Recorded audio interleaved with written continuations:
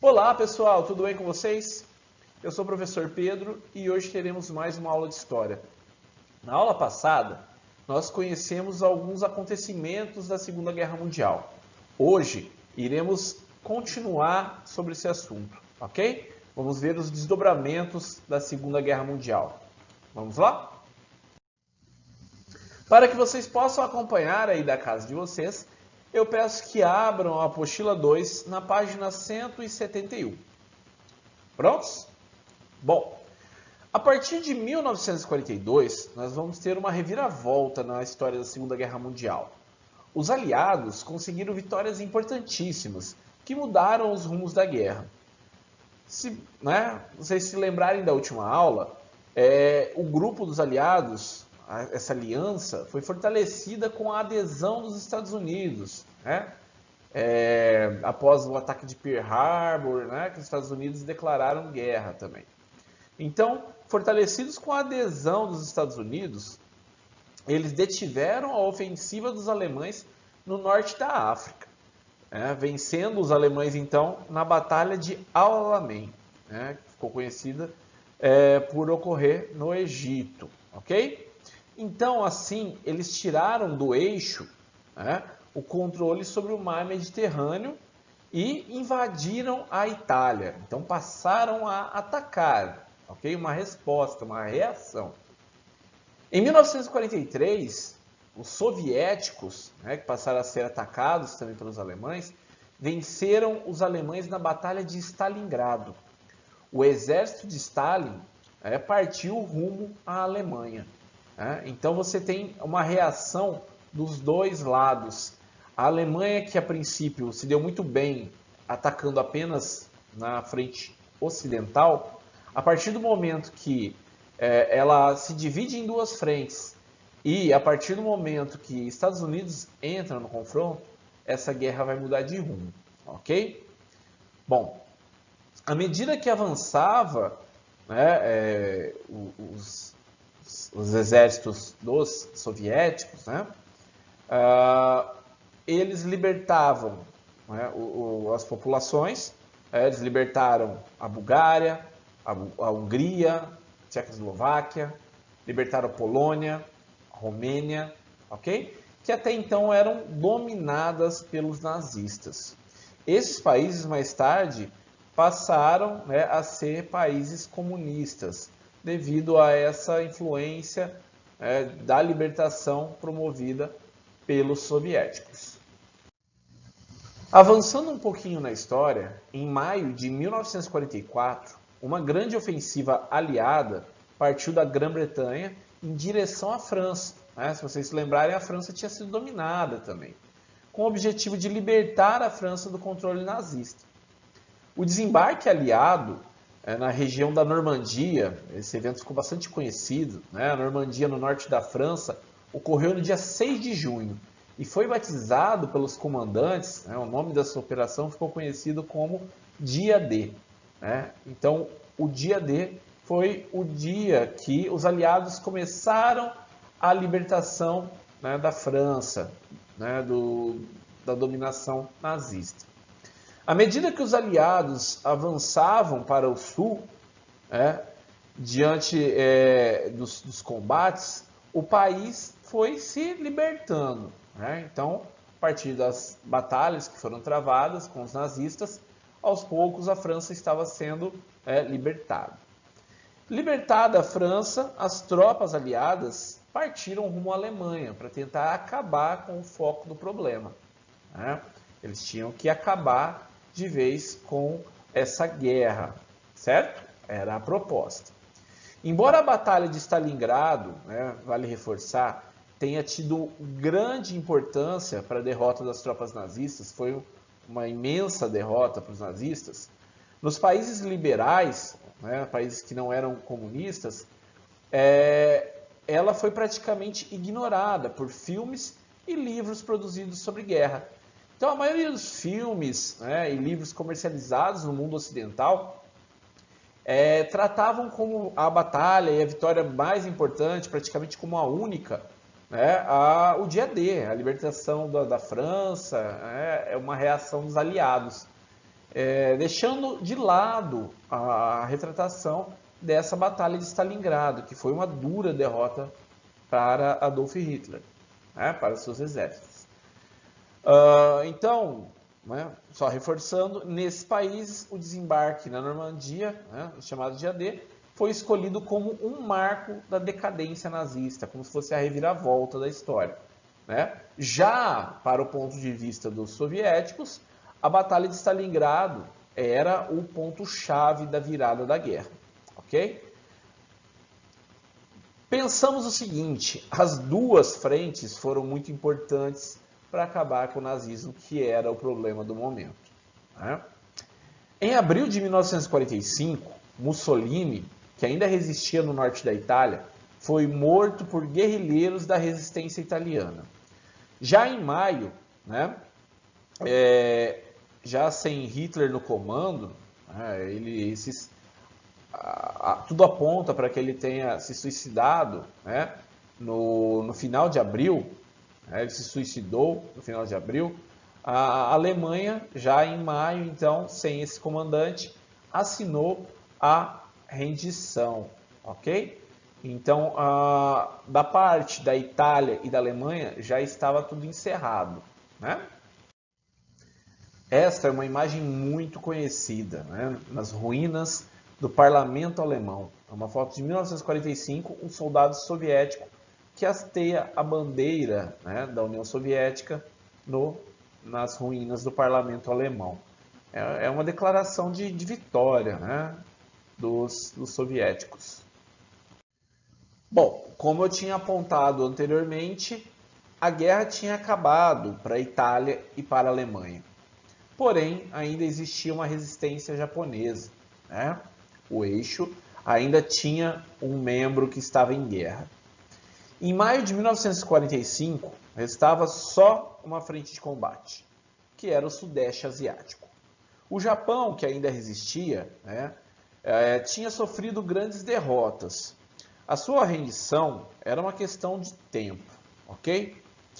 Porém, com o pretexto de apressar o final da guerra, né, acelerar o processo, que era algo que ia acontecer de fato, os Estados Unidos lançaram uma bomba atômica sobre a cidade japonesa de Hiroshima, no dia 6 de agosto de 1945. 3 dias depois, fizeram mais um ataque na cidade de Nagasaki.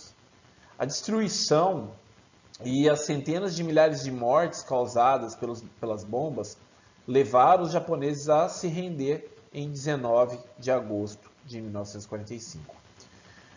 Então foi a primeira vez que esse tipo de ataque ocorreu na história da humanidade e causou grandes estragos, né, para o Japão.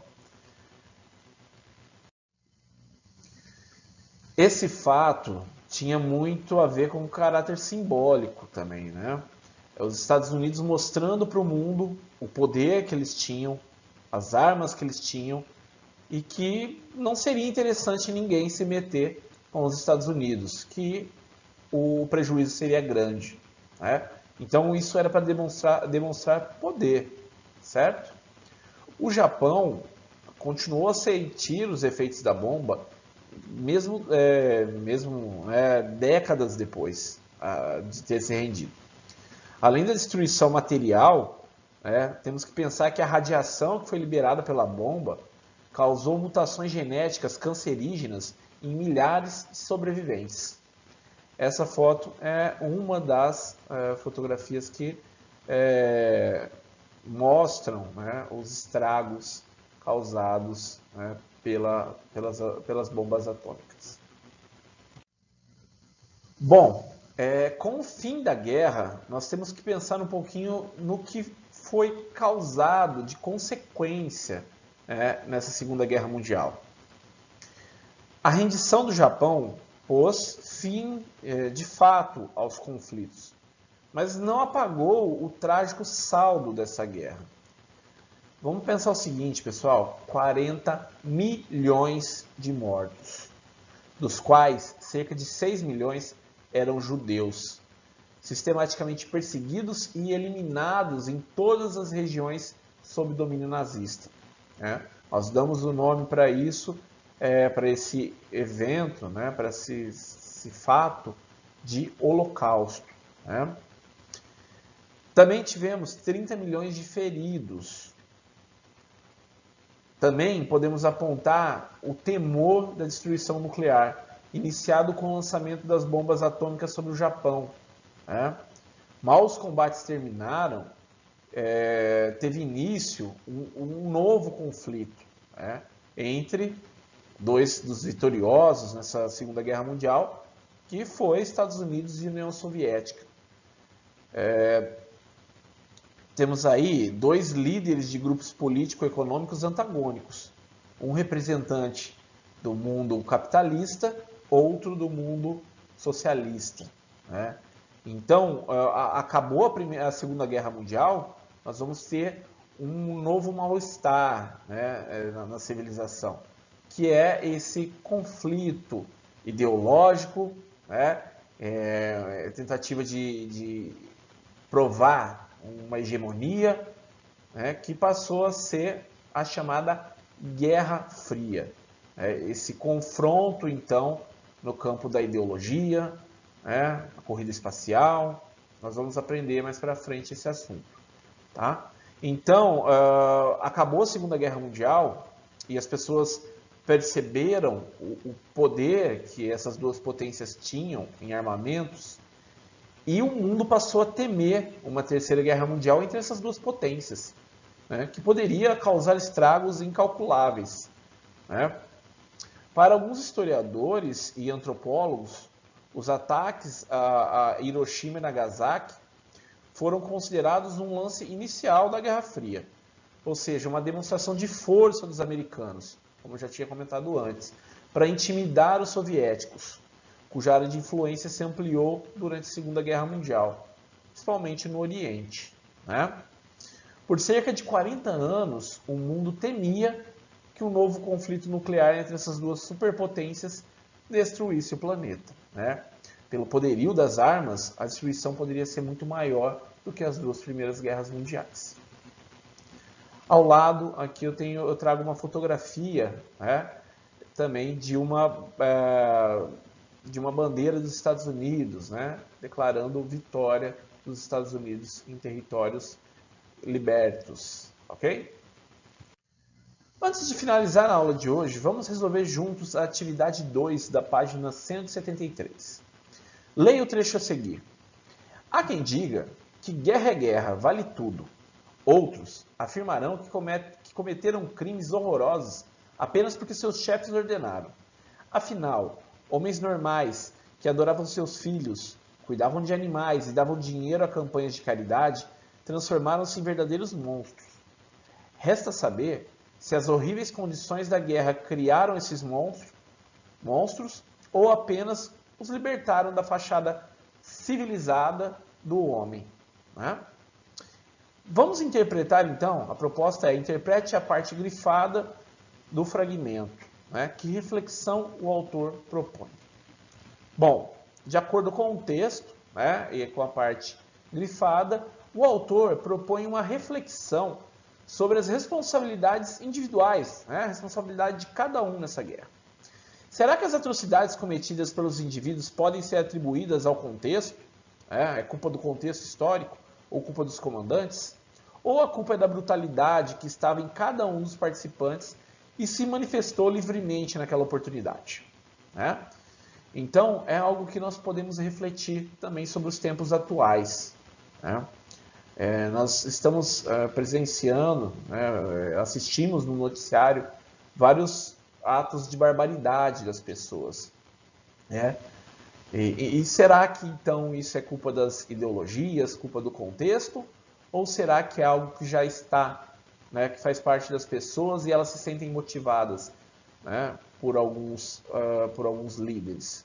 Né? Então, acho que vale a pena refletir. Ok? Chegamos ao fim de mais uma aula. Ao fundo eu trago uma imagem também do fim da Segunda Guerra Mundial, né? Soldados comemorando, pedindo paz, certo? Mas nós já vimos que acabou a Segunda Guerra Mundial, começa a Guerra Fria, né? Um momento da história, né, que perdurou bastante tempo, que vai gerar muita tensão, né, no âmbito mundial, ok? Nós vamos conversar mais sobre esse assunto mais para frente. Pessoal, então, só para resumir, na aula de hoje nós aprendemos sobre os principais acontecimentos da Segunda Guerra Mundial e também aprendemos sobre as consequências dessa guerra. Com isso, encerramos este módulo. Na próxima aula, voltaremos a estudar sobre a história do Brasil, ok? Pessoal, espero que tenham gostado da aula. Acima está meu contato caso tenham dúvidas. Bons estudos, muito obrigado e até a próxima aula.